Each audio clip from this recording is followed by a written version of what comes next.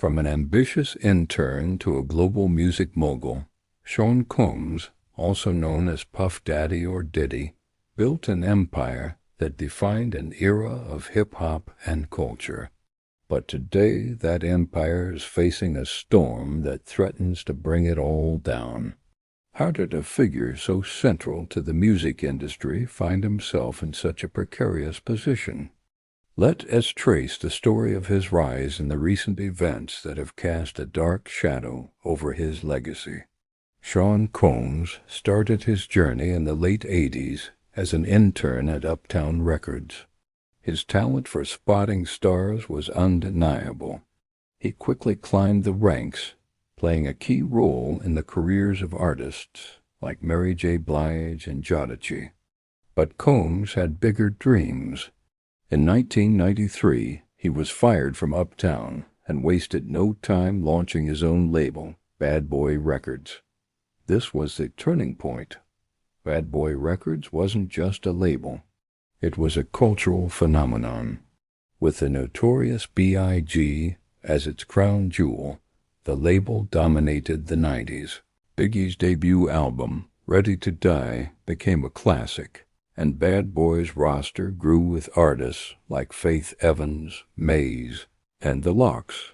Combs himself stepped into the spotlight as Puff Daddy, releasing his own multi-platinum album, No Way Out, in 1997. His signature style of sampling classic hits created a new, commercially successful sound for hip-hop. But his ambition didn't stop at music. Combs proved to be a master of branding. He launched a Sean John clothing line in 1998, which quickly became a staple in urban fashion and won him a prestigious CFDA award. He ventured into television with Making the Band, creating reality TV stars and hit groups like Danity Kane. He even became an actor, earning praise for his roles in films like Monsters Ball. His business acumen truly shone with his CROC vodka partnership. Combs transformed a struggling brand into one of the world's top-selling vodkas through savvy marketing and his CROC Boys lifestyle branding. He later expanded his beverage empire with DeLeon Tequila and Aqua Great Water. By the 2010s, Sean Combs was more than a music producer.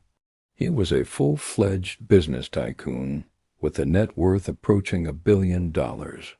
He had successfully built a diversified empire spanning music, fashion, television, and spirits.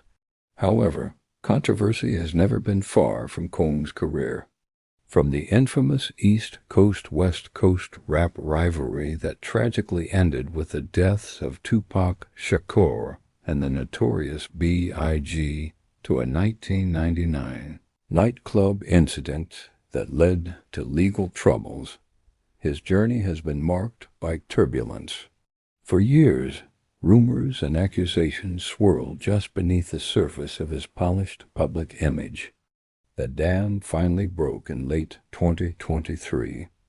A lawsuit filed by his former partner, singer Cassie Ventura, detailed shocking allegations of abuse. Although the suit was settled quickly, it opened the floodgates. More lawsuits followed from other women, accusing Combs of serious misconduct spanning decades. The allegations painted a disturbing picture, starkly contrasting his public persona as a charismatic entrepreneur. The fallout was swift and severe. Companies began distancing themselves from him. His charter school in Harlem cut ties. His honorary degree from Howard University was rescinded. The most dramatic development came in March 2024, when federal agents raided his homes in Los Angeles and Miami as part of an ongoing investigation. The images of federal agents at the gates of his mansions were a stunning symbol of his empire as potential collapse. Today, Sean Combs is fighting the biggest battle of his life. He has consistently denied the allegations against him, but the damage to his reputation and business has been immense. The brands he meticulously built are now tainted by the controversy. CROC's parent company, Diageo, has already ended their partnership. The future of his other ventures, and indeed his freedom, hangs in the balance. The story of Sean Combs is a complex tale of ambition, success, and a dramatic fall from grace. It's a powerful reminder that no empire, no matter how grand, is immune to a reckoning.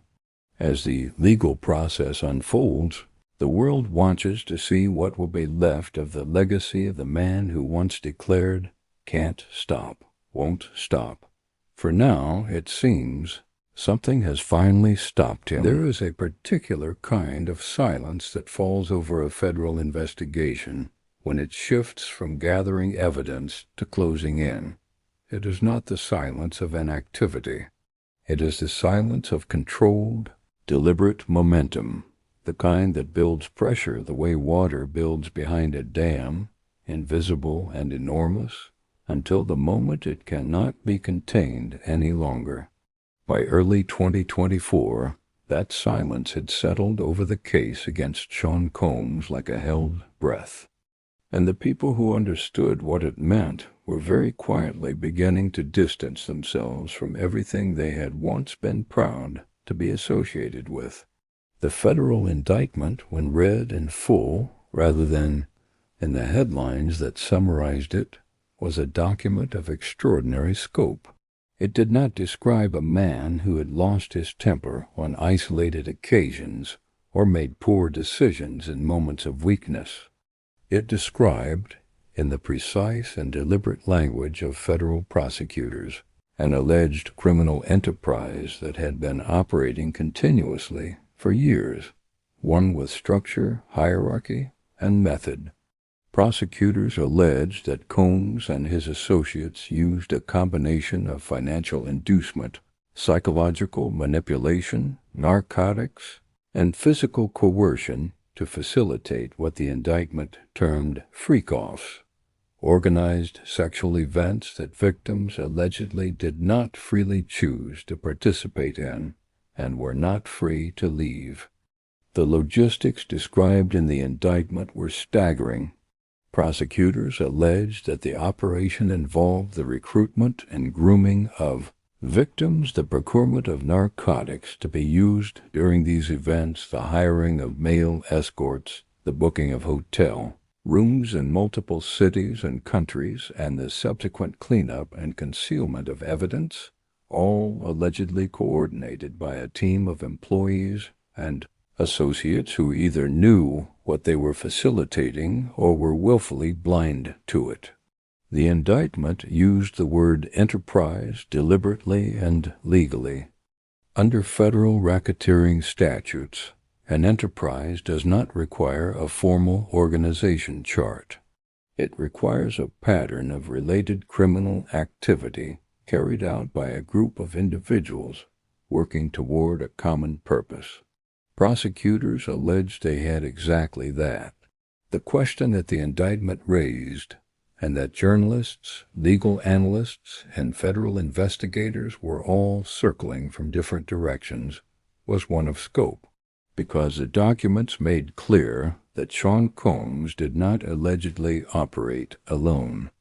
The framing of the racketeering charge required the existence of associates, employees, and co-conspirators. And while the indictment focused its criminal charges on Combs himself, the supporting documentation referenced other individuals in ways that legal experts noted were consistent with the early stages of a broader prosecution, the kind where the central figure is charged first and the surrounding network is addressed in subsequent indictments as cooperation agreements are reached and witnesses begin to talk. The question hanging over every conversation about the case was the same question. Who else knew? It was not an abstract question. The world that Sean Combs had built over 3 decades was not a small one. Bad Boy Records had launched careers and shaped the sound of American music through the 1990s and 2000s.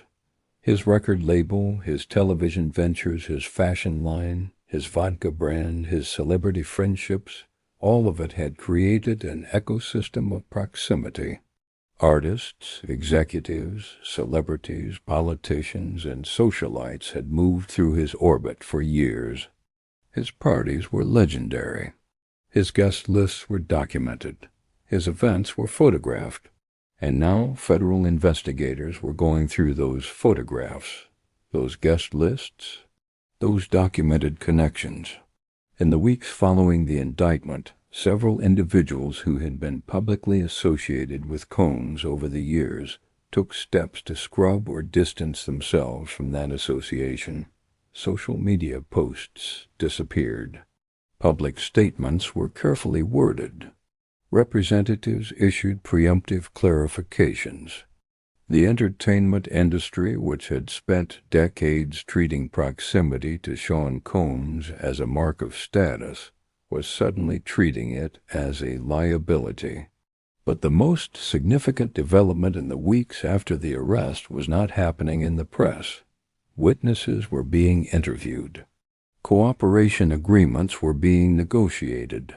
Former employees, former associates, and individuals whose names appeared in the financial records and communications seized during the March 2024 raids on Combs' properties in Los Angeles and Miami were sitting across tables from federal agents and making decisions about their futures.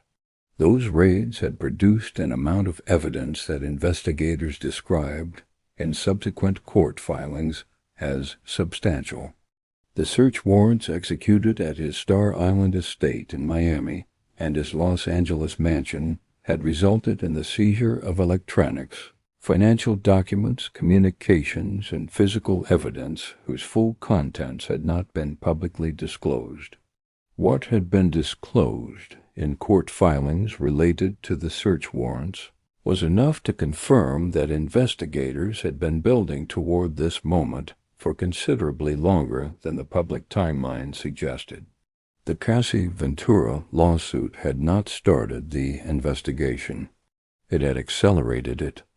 The investigation itself had roots that stretched back years to complaints that had been filed, reviewed, and quietly set aside, not because they lacked credibility, but because building a federal racketeering case against a figure of Combs' wealth and legal resources required a level of evidentiary foundation that took time to construct properly.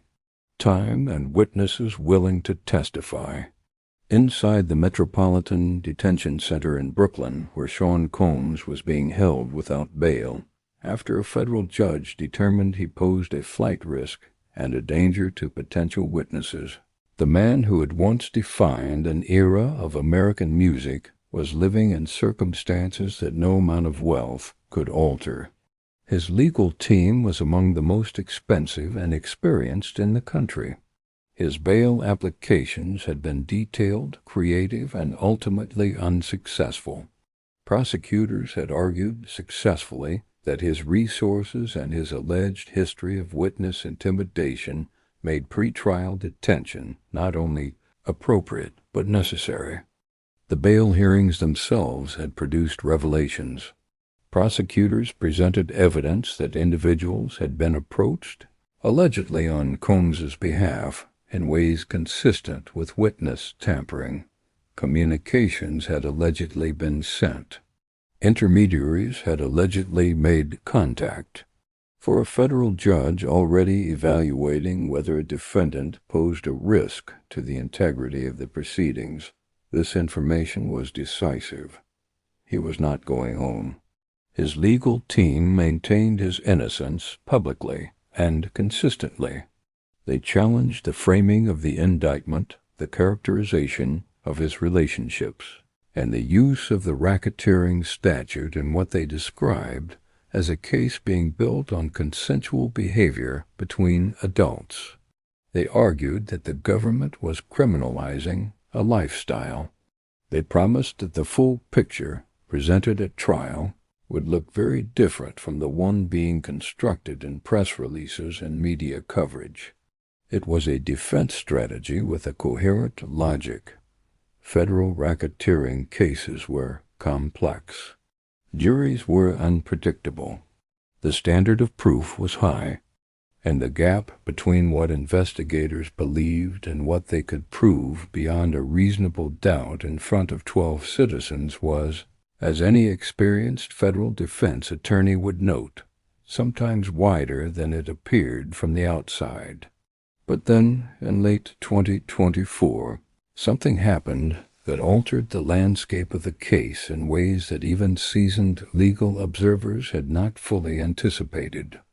A cooperating witness, someone who had been inside the operation, who had seen what prosecutors alleged took place, and who had made the calculation that their own future was best served by telling federal investigators everything they knew, sat down and gave a proffer that ran to hundreds of pages.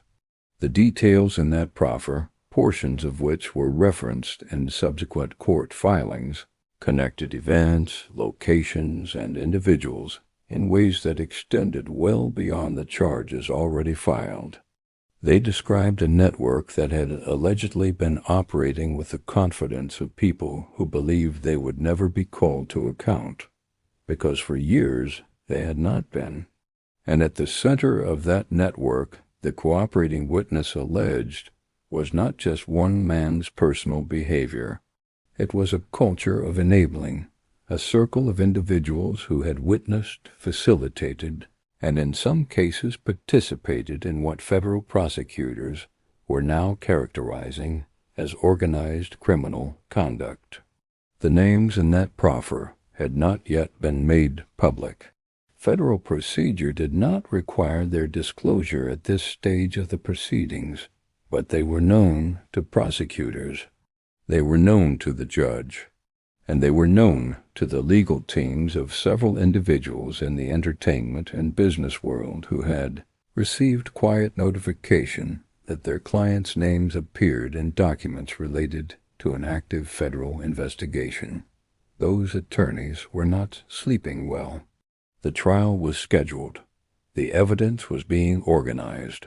The witnesses were being prepared. And somewhere in a Brooklyn detention facility, Sean Combs was reading the same court filings the rest of the world was reading, seeing the same references to cooperating witnesses and sealed documents, and understanding, perhaps for the first time with full clarity, that the empire he had spent 30 years building had not just cracked.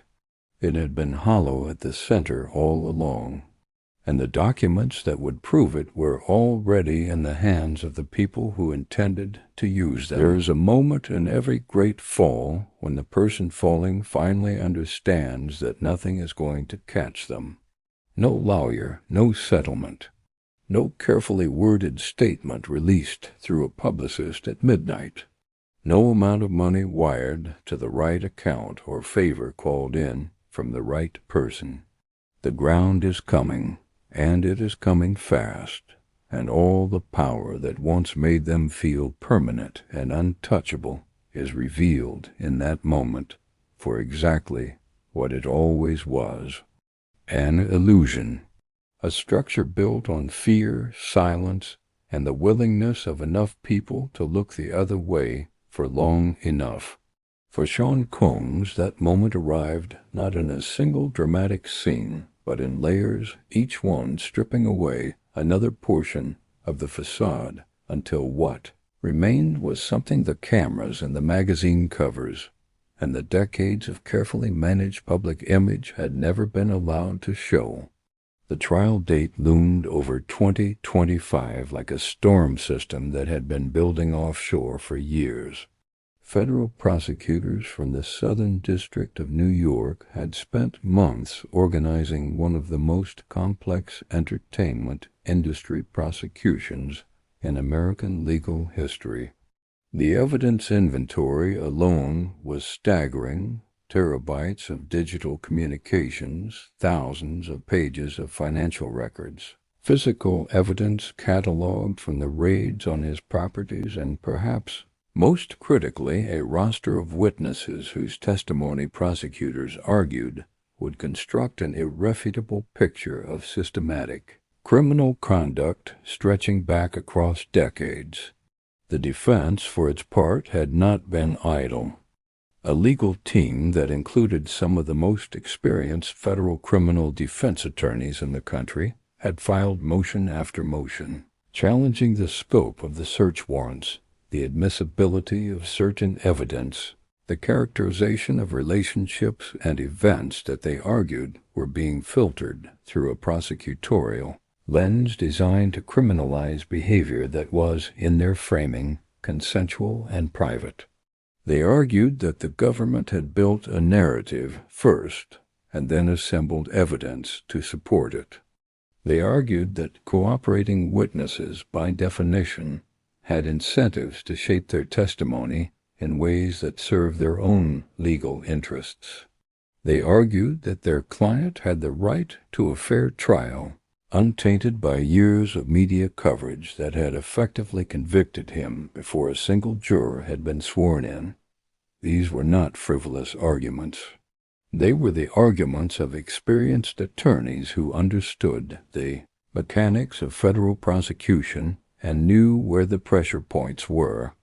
And in a different case, against a defendant with a less documented history and a less extensive evidence inventory, some of those arguments might have found more traction. But the cooperating witnesses held. That was the development that reshaped the trajectory of the case more than any other single factor. In federal racketeering prosecutions, the architecture of the government's case depends heavily on insider testimony, people who were present, who participated, who witnessed events firsthand and are willing to describe them under oath. Cooperating witnesses are always vulnerable to cross-examination about their motives and their deals. Defense attorneys are skilled at using those vulnerabilities. But when multiple cooperating witnesses interviewed separately provide accounts that align on specific details, locations, dates, methods, names, the cumulative weight becomes something that cross-examination alone cannot dismantle. Multiple individuals who had worked within Combs's organization, who had been present at events described in the indictment, and who had made cooperation agreements with federal prosecutors, provided testimony that covered different time periods, different locations, and different incidents, while converging consistently on the same central allegations. The pattern they described was not one of occasional misconduct or individual episodes of poor judgment. It was in the language of their testimony, a way of operating that had been normalized over time within a specific environment, one where power was absolute, where boundaries were enforced through financial dependence and fear, and where the assumption of invincibility had become so embedded that precautions were eventually abandoned. That abandonment of precaution was, in retrospect, what made prosecution possible. The hotel security footage, the communications preserved on seized devices, the financial transactions that documented the procurement of narcotics, the payment of escorts, the booking of hotel rooms across multiple jurisdictions. Each individual piece of evidence might have been explainable in isolation. Together they formed a mosaic that prosecutors argued left no reasonable alternative interpretation. The victims who took the stand did so at enormous personal cost. Several had signed non-disclosure agreements years earlier, agreements that Combs's legal team had initially argued should preclude their testimony. Federal prosecutors had successfully argued that NDAs cannot be used to conceal criminal conduct, that a contract signed under coercion or designed to suppress evidence of federal crimes does not enjoy the legal protection that standard confidentiality agreements receive. The NDAs were set aside. The women testified. Their testimony was methodical, detailed, and devastating. Each woman described her experience in her own words, in her own timeline, with the specific texture of memory that is impossible to fabricate at scale across multiple independent witnesses. They described the environment of Combs' world as one that operated on a gradient of control, beginning with opportunity and access, moving through financial dependency and arriving for some at a place where the cost of leaving felt higher than the cost of staying. They described incidents that the indictment had referenced in legal language now given human weight and human voice. They described fear. They described shame. They described the particular loneliness of being harmed by someone powerful in an industry where power determines who is believed. The courtroom was quiet in a way that large rooms rarely are when they are full of people. Sean Combs' legal team cross-examined each witness with precision and restraint, understanding that aggressive treatment of sympathetic witnesses in front of a jury is rarely a successful strategy. They focused on inconsistencies in timelines, on the terms of cooperation agreements, on prior statements that could be characterized as contradictory. They did their jobs with professionalism. But the witnesses held. Under hours of cross-examination, across days of testimony, the essential architecture of what they described did not collapse. It held. The jury deliberated for 8 days. 8 days during which the entertainment industry held its breath, during which legal analysts offered competing predictions, during which the sealed documents referencing additional individuals remained sealed, and the question of what came next hung over everything like an unresolved chord. 8 days during which Sean Combs sat at the defense table in a suit that cost more than most people's monthly salary, watching 12 ordinary citizens decide the rest of his life. On the 8th day they returned, guilty on the racketeering conspiracy charge, guilty on the sex trafficking charges, the transportation charges. The verdict was not partial or ambiguous.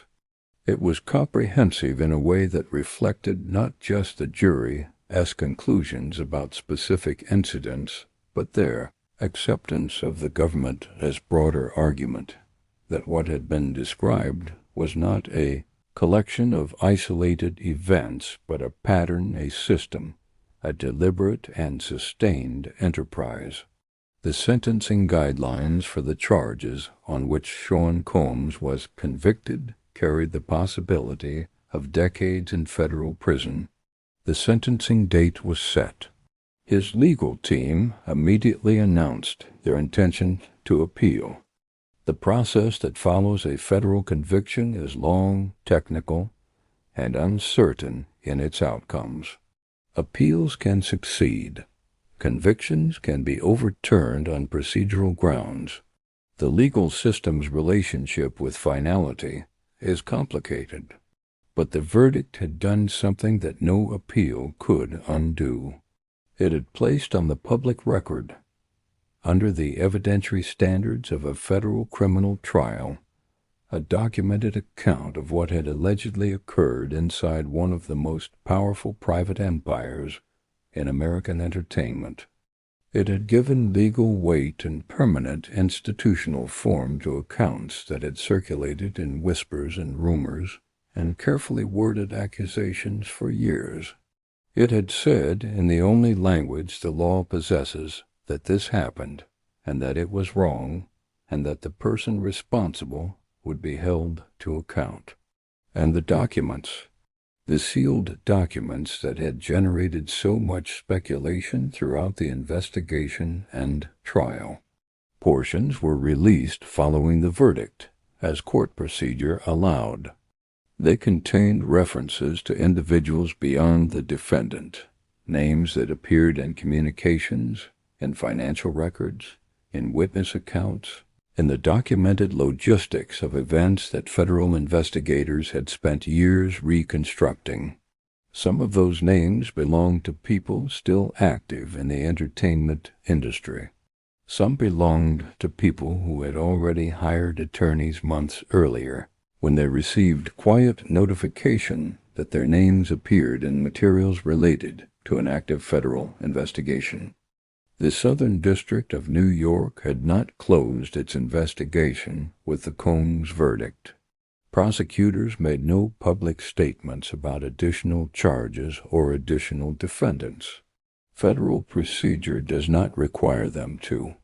What federal procedure does require is that investigations follow evidence, and that evidence, once gathered, does not simply disappear because the central case has been resolved. The empire had fallen. The man who built it was headed to federal prison. The industry that had celebrated him profited from his proximity and looked away from what some had allegedly known or suspected for years was left to reckon with its own reflection.